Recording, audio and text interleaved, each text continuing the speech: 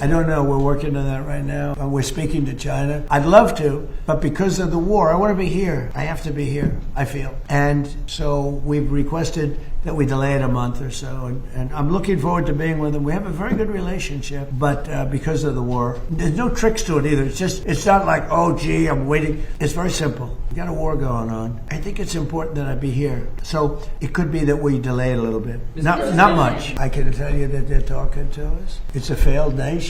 They have no money, they have no oil, they have no nothing. I think Cuba see the end. You know, all my life I've been hearing about the United States and Cuba. When will the United States do it? I do believe I'll be the honor of taking Cuba.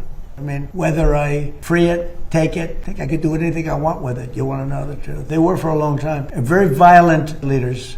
Castro was a very violent leader. His brother's a very violent leader. Extremely violent. That's how they governed. They governed with violence. If Iran, as you said, totally obliterated, got the missiles, got the first 2 rounds of leadership, Air Force gone, Navy gone, can we wrap this war up this week? Yeah, sure. Could. Will we? I don't think so, but it'll be soon. Won't be long. And we're going to have a much safer world when it's wrapped up. It'll be wrapped up soon. We're going to have a much safer world. I had an obligation to do this. I didn't want to... I call it an excursion. I didn't want to make this journey. We had the highest stock market in history. We had low gas prices. Everything was good. And I know exactly. I know what, you're going to do it, and people are going to raise the price of oil. That's good. But I know that. But that's a very small thing compared to allowing them to have. You want to see a stock market go down? Start letting them hit you with nukes, okay? I think, I said it this morning, I think it's a very small price to pay. And frankly, I thought it was going to go down much more, if you want to know the truth. I assumed that it was going to go down much more, only because people don't understand to a large, it's a big chess game at a very high level. It's a very high level chess, the highest. And I'm dealing with very smart players. These are smart people. They don't get there. You know, when you deal with some of these people, you're dealing with high level intellect, very high IQ people. These are not Jasmine Crockett and her group. These are smart people. These are really smart people, and violent people, and vicious people, and some very nice people. And some are very nice but violent.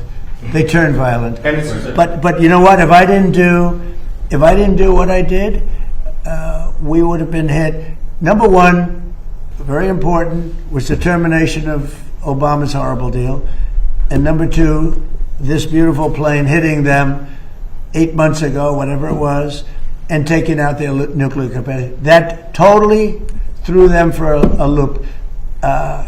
If they had that bomb at either time, 5 years ago or 7 months ago, if they had that bomb would have been used almost immediately. Anybody else have any questions? Iran. Will it be necessary to use even a limited ground force to secure whatever nuclear material remains in Iran as part of that threat? Yeah. And secondly, have you made a decision? You mean to go in and get it? Yes, sir. Why would I tell you a thing like that? And secondly... You know, I can't say to reporters, sir, will you attack Carg Island? Will you occupy Carg? They ask me these questions. And I don't want to be mean, but they're stupid questions. If any president answered those questions, they shouldn't be president. And secondly, sir, do you still plan to travel to Beijing at the end of this? I don't know. We're working on that right now. We're speaking to China. I'd love to, but because of the war, I want to be here. I have to be here, I feel. And so we've requested that we delay it a month or so. And I'm looking forward to being with them. We have a very good relationship. But because of the war, there's no tricks to it either. It's not like, oh, gee, I'm waiting. It's very simple. We got a war going on. I think it's important that I be here. You know? So it could be that we delay it a little bit. Not much. Peter? When you say Cuba is next, Cuba. Is Cuba, whatever you do with the military there, it seems like something, will that look more like Iran or Venezuela? Can't tell you that. I can tell you that they're talking to us. It's a failed nation. They have no money, they have no oil, they have no nothing. They have nice land. They have nice landscape, you know. It's a beautiful island. I think they have great people. You know, I know so many people from Cuba that were treated terribly, and they're over here and they became rich. They're very entrepreneurial people, very smart. I know a lot from Florida, especially. There's so many people. A friend of mine started over with nothing. He's now the largest owner of gas stations in the country and stuff. I mean, Cuban. I also know, I was just with a fantastic person who's Cuban and made a fortune in sugar. You know, Fanjul family, right? And this family wants to go back to Cuba to visit it. They haven't been back in like 50 years or something. They largely come from Cuba.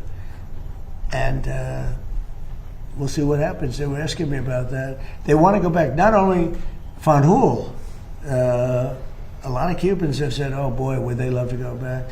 I think Cuba, I don't know, in its own way, for, you know, tourism and everything else, it's a beautiful island, great weather.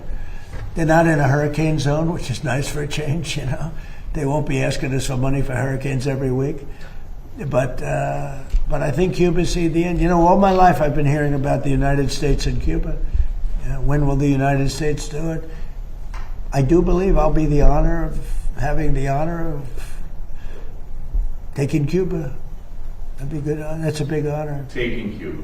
Taking Cuba in some form, yeah. Taking Cuba. I mean, whether I free it, take it, I think I could do anything I want with it. You want to know the truth? They're a very weakened nation right now. They were for a long time.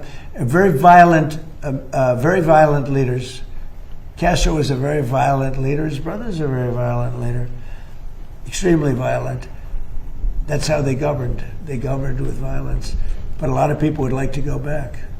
Okay, one more question. A quick question on fraud for Vice President Vance. Mr. Vice President, you announced a couple of weeks ago in the EOB that the administration would be halting Medicaid payments to Minnesota until the state decided to take pervasive steps to root out fraud. Do you have an update to that specific situation? Do you think that could be a model moving forward for the task force for states that won't cooperate?